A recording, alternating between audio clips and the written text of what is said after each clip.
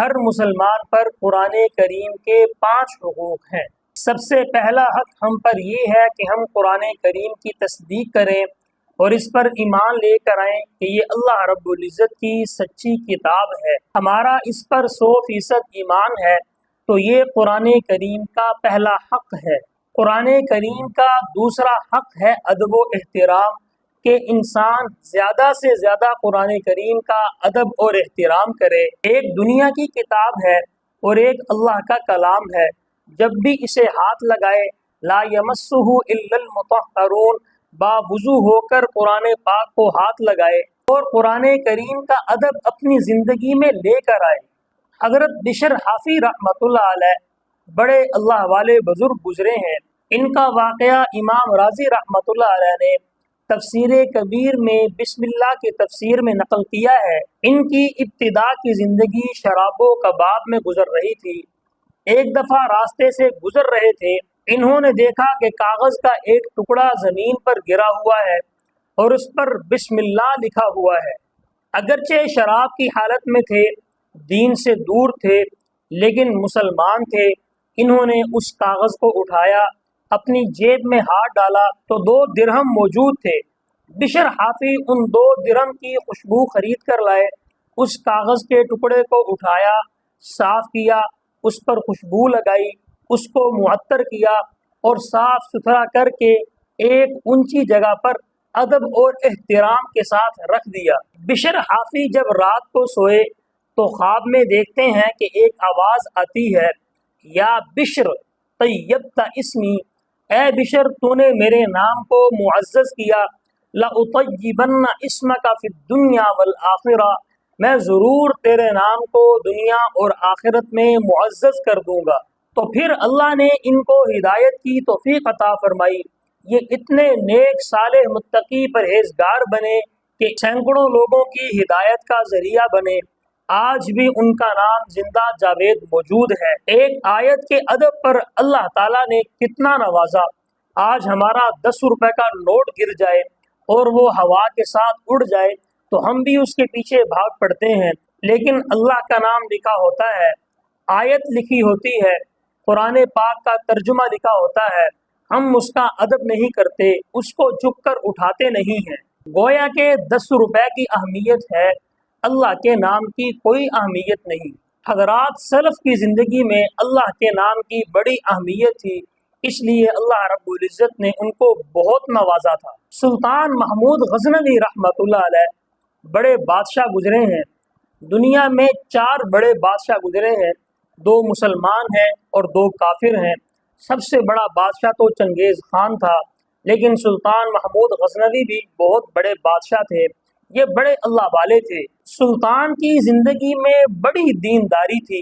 ان کے تفصیلی حالات محمد قاسم فرشتہ نے تاریخ فرشتہ میں لکھے ہیں۔ ایک دفعہ اپنی رعایا میں سے کسی کے پاس گئے، رات کو جب لیٹنے لگے اپنے پاؤں سیدھے کیے تو دیکھا سامنے قرآن پاک ہے۔ پوچھا کیا یہ قرآن پاک ہے؟ تو کہا ہاں قرآن ہے۔ اپنے پاؤں فوراً سمیٹ لیے۔ لوگوں نے کہا حضرت آپ کے پاؤں نیچے ہیں، قرآن بہت اونچا ہے، تو کوئی مذائقے اور حرج کی بات نہیں ہے۔ کہنے لگے نہیں، میں اس بات کو بے ادبی سمجھتا ہوں کہ میرے پاؤں اس جہت میں ہوں جس جہت میں قرآن پاک ہے۔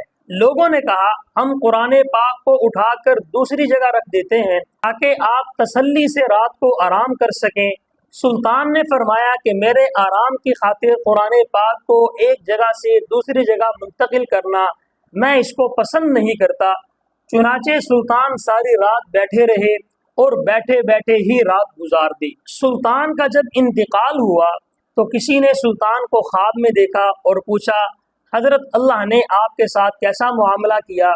سلطان نے فرمایا کہ اللہ رب العزت نے میری بخشش کر دی۔ پوچھا کس عمل پر مغفرت ہوئی؟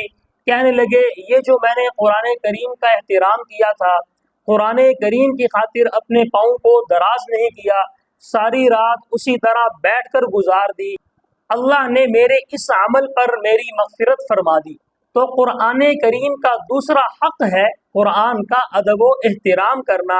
ہم اس کو اپنی زندگی میں لے آئیں، قرآن کا ادب بھی ہو، قرآن کا احترام بھی ہو، اللہ کے نام کا ادب بھی ہو، بسا اوقات اس کی وجہ سے انسان کی مغفرت اور بخشش ہو جاتی ہے۔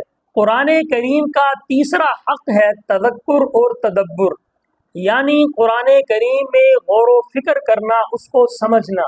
وَلَقَدْ يَسَّرْنَا الْقُرْآنَ لِلذِّكْرِ فَهَلْ مِن مُدَّكِرٍ، ہم نے قرآن کو آسان کر دیا نصیحت کے لیے، ہے کوئی نصیحت حاصل کرنے والا؟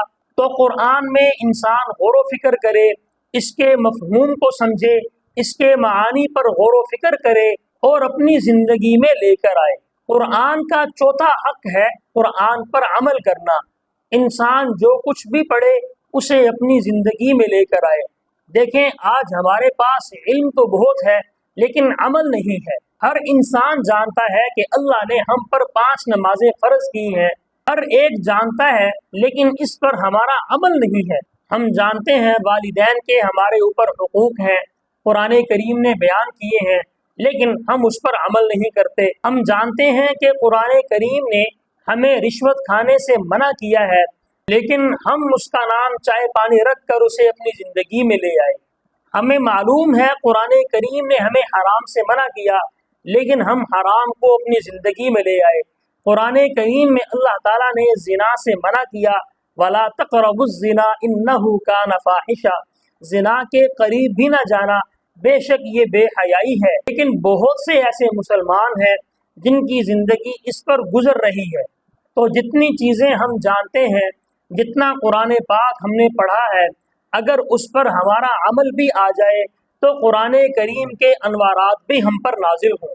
پانچواں حق ہے قرآن کریم کی تبلیغ کرنا، یعنی جتنے احکامات اور جناب نبی اکرم صلی اللہ علیہ وسلم کی تعلیمات ہم نے سنی ہیں، ہم نے سیکھی ہیں، ہم نے پڑھی ہیں، ان کو آگے بھی پہنچانا ہے، یہ ہماری ذمہ داری ہے۔ چونکہ یہ امت آخری امت ہے، حضور صلی اللہ علیہ وسلم آخری نبی ہیں، آقا علیہ السلام کی ختم نبوت کے سلسلے کی وجہ سے یہ بھی ہماری ذمہ داری ہے۔ قرآن پر عمل بھی کرنا ہے اور اسے آگے بھی پہنچانا ہے۔